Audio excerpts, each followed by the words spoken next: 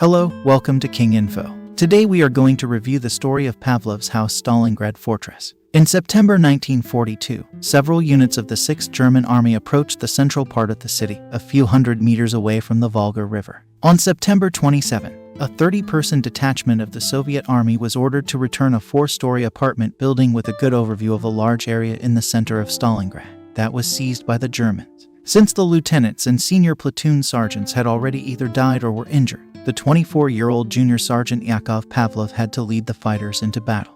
After a stiff battle, in which 26 of the 30 men in his platoon were killed, Pavlov and his 3 soldiers took control of the house and began to strengthen and establish defenses. This whole time, civilians were living in the basement of the house. Together with 4 soldiers of the Red Army, they kept the defense of Pavlov's house for 3 days.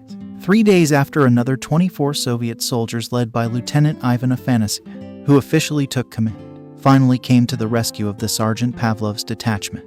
They brought the necessary provisions and weapons, including landmines, machine guns, and anti-tank rifles PTRD-41. 4 layers of barbed wire and minefields were laid on the approaches to the house. Heavy machine guns were positioned in the windows of the house overlooking the square. A telephone with the call sign Mayak was installed in the basement, and a trench was dug to communicate with the command that was at that time in the building of Jurgart's mill. From Pavlov's house it was convenient to monitor and keep under fire the part of the city that was occupied by the enemy, within up to 1 kilometer, and in some places even more. That is why the stiffest battles were unfolded for this house. German infantry, supported by a tank platoon, was attacking the house every day, sometimes several times a day, trying to dislodge the enemy from their positions. Pavlov realized that if they let the tanks at a distance of 22 meters and then shoot from the roof with an anti-tank rifle, they can drill a hole in the upper roof armor in its thinnest place, and the tank will not be able to raise the gun high enough to shoot back.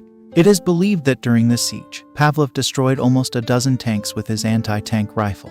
In the end, the bomb destroyed one of the walls of the house, but the Soviet soldiers continued to hold the Germans at bay. Each time, when the soldiers of Wehrmacht crossed the square and tried to surround them, Pavlov's platoon brought down such a barrage of machine gun fire, mortar shells and PTRD-41 caliber 14.5 mm rounds that the Germans had to retreat with serious losses. By November, after numerous attacks, Pavlov and his fighters had to retire in between salvo fires, and it is said that they raked the piles of German bodies so that they would not block their viewing. All this time, a period of 58 days, from September 23 to November 25, 1942. While Pavlov's house was holding up a defense, in the basement of the building were civilians who were not evacuated from Stalingrad. Both Lieutenant Afanasyev and Sergeant Pavlov were wounded but made it out alive. Sergeant Pavlov and his men have been holding the house for 2 months, until November 25, 1942, when the Red Army launched a counterattack.